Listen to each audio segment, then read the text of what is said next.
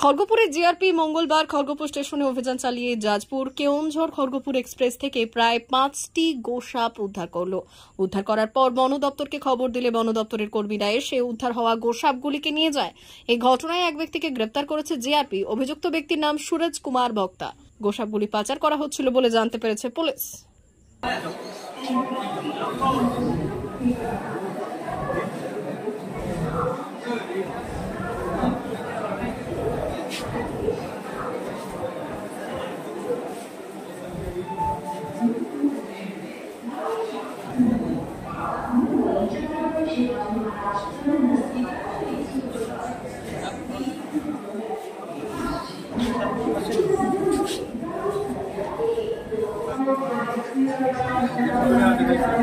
মুখ করে আছে উপরে একটা বড়টা মুখ খুলে মুখ বেরিয়ে আছে ওই এটা দিয়ে গেল না ছটা 6 পিস ছোট ছোট ওই বড় আছে ছোট দু একটা বড় আছে বড় মানে অনেক বড় হয় না অত বড় ওটা তোলা যাবে ছোট ছোট সাইজ আছে ওটাকে তাহলে কাপড়টা চাপা দিয়ে তুলতে হবে ওকে চাপতে হবে দাঁড়িয়ে আমি বার করছি না বেরোতে পারবে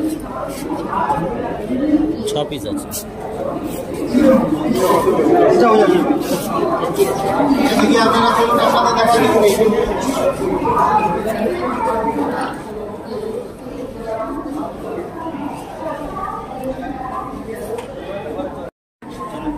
কি আছে আপনাদের চলো